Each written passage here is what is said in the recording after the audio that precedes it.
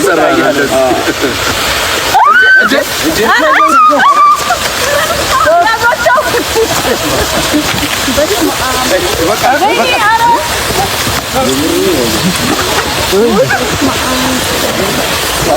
የሴዶና ጆኒ ድንገተኛ የመንገድ ላይ ድብድብና ያልተጠበቀው የማርሻል አርት ፍልሚያ ውጥረት ሰሞኑን በሀገራችን ማህበራዊ ሚዲያ ላይ ሰደድ እሳት ሆኖ የተሰራጨውና የብዙዎችን ትኩረት የሳበው ያልተጠበቀ ሰበር ዜና በታዋቂዎቹ የማርሻል አርትና የቦክስ ተወዳዳሪዎች በጆኒና በሴዶ መካከል የተፈጠረው ድንገተኛ ግጭት ነው። እነዚህ ሁለቱ አካላት ቀደም ሲል በይፋዊ መድረክ ላይ ተቀጣጥረው ህጋዊ በሆነ የሪንግ ፍልሚያ ላይ ውድድር ለመገናኘት ቀጠሮ ተይዞላቸው የነበሩ የስፖርት ሰዎች ናቸው። ነገር ግን ያ የተጠበቀው ኦፊሻላዊ ውድድር ሳይደረግ ቀድሞ ሁለቱ ተቀናቃኞች መንገድ ላይ በድንገት ተገናኝተው ወደ ከረረ ጸብና አካላዊ ድብድብ ውስጥ መግባታቸው የተሰማው ዜና መላውን የስፖርት አፍቃሪ ማህበረሰብ በከፍተኛ መደንገጥ ውስጥ ጥሎት ይገኛል። ክስተቱ የተፈጠረው በምትመለከቱት ሁኔታ ሁለቱ ስፖርተኞች ያለምንም የደህንነት መጠበቂያ መሳሪያ በመንገድ ላይ ቡጢ መሰንዘርና ማዝነብ በጀመሩበት ወቅት ነው። ፍልሚያው እጅግ ከመከራሩ የተነሳ በአካባቢው የነበሩ የጸጥታ አካላትና የፌዴራል ፖሊስ አባላት በቦታው ደርሰው ሁለቱን ታጋዮች በጉልበት ማገላገላቸውን ታይቷል።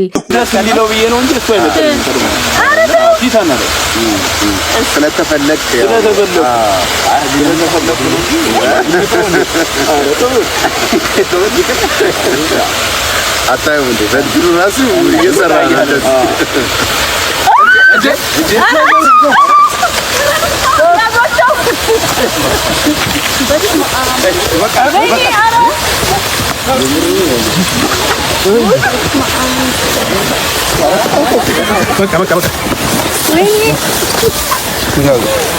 በጉልበት በለኛ አቺ በቀሩ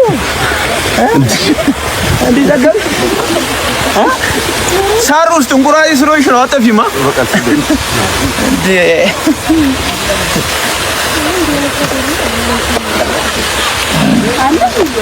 ሳር ውስጥ አጠፋ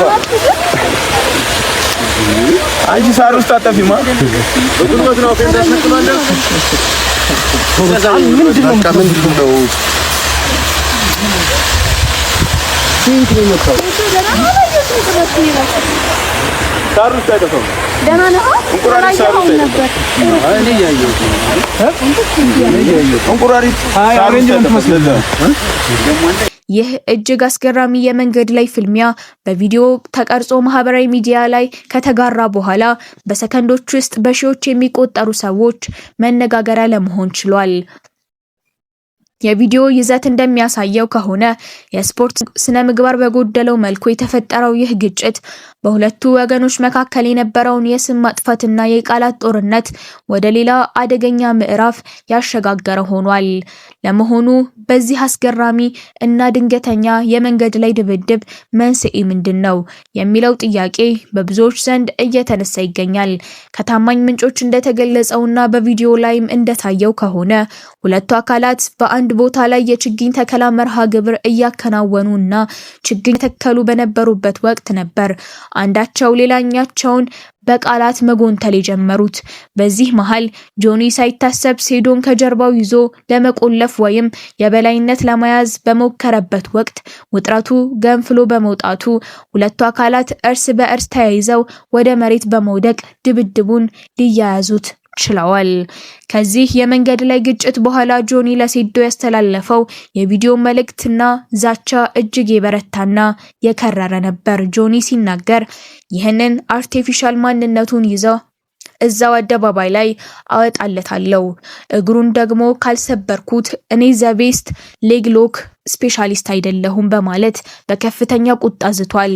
እንዲሁም ጨምሮ ሲናገር መድኃኒዓለምን እሰብረዋለሁ፣ እግሩን መበጠስ ካልቻልኩ ለሴዶ ራሱ 50,000 ብር ከፍላለሁ በማለት ለፍልሚያው ያለውን ከባድ ዝግጅትና ቁርጠኝነት በፉከራ የታጀበ መሐላ አረጋግጧል። ለዚህ ከባድ ዛቻ የሴዶ ምላሽ ፈጣንና ድፍረት የተሞላበት ነበር።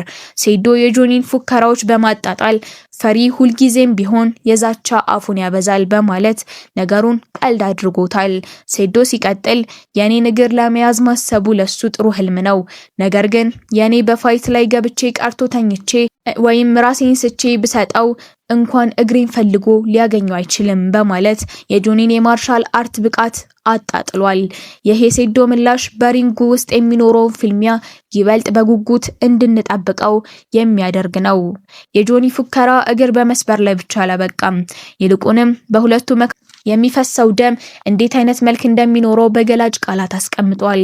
ጆኒ ሲናገር በሪንጉ ውስጥ ስንገናኝ ደሙን እንዴት እንደማፈሰው አሳየዋለሁ፣ ደሙን ልክ እንደ ፋውንቴን ነው ማፈስላችሁ በማለት እጅግ አስፈሪ ዛቻ ሰንዝሯል። ሴዶ ግን ለዚህ ፋውንቴን ኮንሰፕት ምላሽ ሲሰጥ ጆኒ የፋውንቴን ትርጉም በሐሳብ ደረጃ ማወቁ ለራሱ ትልቅ ነገር ነው በማለት በስላቅ መልክ መልሶለታል። እውነተኛው ፍልሚያ ሪንግ ውስጥ ሲጀመር ማን በላይ እንደሚሆን የሚታይ ይሆናል። ሁለቱም ፋይተሮች ለዚህ ጨዋታ ያላቸው ዝግጅት በተመለከተ በቪዲዮ ላይ ማብራሪያ ተሰጥቷል። በተለይ በታይላንድ ሀገር ቆይቶ ከባድ ስልጠናዎችን ሲያደርግ የባኪክ ትሬኒንግ እና የተለያዩ የኤምኤምኤ ቴክኒኮችን ሲለማመድ የነበረው ፋይተር የአካል ብቃቱ በከፍተኛ ደረጃ ላይ እንደሚገኝ ተገልጿል። ማርሻል አርት ዝም ብሎ በስሜት የሚመራ ሳይሆን ረጅም ጊዜ የሚወስድና ሳይንሳዊ ልምምድን የሚጠይቅ ስፖርት በመሆኑ ይህ ስልጠና በውጤቱ ላይ ትልቅ ተጽዕኖ ይኖረዋል ተብሎ ይታመናል።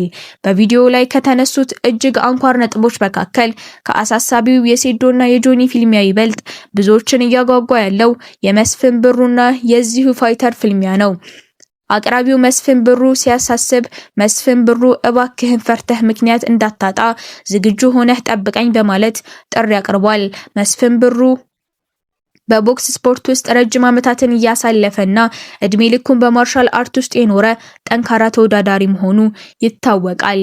በስፖርቱ ውስጥ ስላለው የልምድ ዘመን በተመለከተ አንድ አስገራሚ ሙያዊ ትንታኔ ቀርቧል።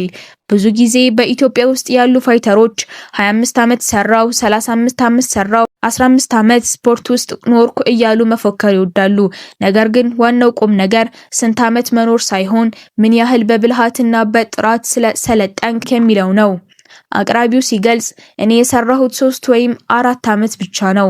በእነዚህ ጥቂት ዓመታት ውስጥ ግን የስማርት ስራን በመጠቀም የሌሎችን የ10 ዓመት ልምድ ማካበት ችያለሁ በማለት የራሱ ላይ ያለው ሙሉ በሙሉ መተማመን ጆኒ ገልጿል። በማርሻል አርት ፍልሚያ ውስጥ የትኛው የስልጠና ስልት ይበልጣል የሚለው በቪዲዮ ላይ በሰፊው ተዳስሷል። ለምሳሌ የዩኤፍሲ ውስጥ ያሉት እንደ ኢሊያ ቶፕሪያ እና ቻርለስ ኦሊቬራ ያሉ ታዋቂ ፋይተሮችን ብንመለከት የየራሳቸው መለያ አላቸው። ኦሊቬራ በብራዚል ጁጂትሱ የበላይነት ሲኖረው ቶፕሪያ ደግሞ በቦክሲንግ ይታወቃል። ነገር ግን ቶፕሪያ ቦክሰኛ ብቻ ሳይሆን በግራፕሊንግ እና በጁዶ ብላክ ቤልት ያለው በመሆኑ ነው ሻምፒዮን ሊሆን የቻለው። ይህ የሚያሳየው ማርሻል አርት ያለምንም ጥናት ዝም ብሎ መደምደም ስህተት መሆኑንና ተወዳዳሪ በሚገባ ማጥናት እንደሚያስፈልግ ነው። በመጨረሻ ማህበራዊ ሚዲያ ላይ የሚፈጠሩ የሰዎች ግፊትና የእርስ በእርስ መገፋፋት ፋይተሮችን ወደማይፈልጉት ጥፋት እንዲያመራቸው ከባድ ማስጠንቀቂያ ተሰጥቷል። ሴዶ በራሱ ተከብሮ ባለበት ሰላማዊና ሴፍ በሆነ ኢንቫይሮንመንት ውስጥ ቢቆይ ለራሱ የተሻለ እንደነበር ተገልጿል። የሰዎች ግፊት አንድን ፋይተር የራሱን መቃብር በገዛ እጁ እንዲቆፍር ሊያደርገው ስለሚችል ስፖርተኞች ከአካላዊ ዝግጅት ባለፈ ለአእምሮአዊና ስነልቦናዊ ብስለት ትልቅ ትኩረት ሊሰጡ ይገባል። የሴዶና የጆኒ የመንገድ ላይ ግጭት በሀገራችን የማርሻል አርት ታሪክ ውስጥ አሳዛኝ ቢሆንም በሪንጉ ውስጥ የሚኖረው ፍልሚያ ግን እጅግ ጥንካሬ የተሞላበት እንዲሆን አድርጎታል። ለመሆኑ እናንተ በዚህ በጆኒና በሴዶ መካከል በተደረገው ከባድ ፍልሚያ ላይ የማሸነፍ እድሉን ለማን ትሰጣላችሁ? የጆኒ እግር የመስበር ዛቻ ይሳካል ወይንስ የሴዶ የታይላንድ ስልጠና የበላይነቱን ይይዛል? እንዲሁም የመስፈን ብሩና የዚህ ፋይተር ፍልሚያስ ምን ይመስላችኋል? ያላችሁን ማንኛውም የስፖርት ግምት ኮሜንት ላይ አስፍሩልን። ቪዲዮውን ላይክ እና ሼር በማድረግ ለሌሎች የማርሻል አርት አፍቃሪያን አጋሩ። ለቻናላችን አዲስ ከሆናችሁ ሰብስክራይብ ማድረጋችሁን አትርሱ። ስላዳመጣችሁኝ አመሰግናለሁ።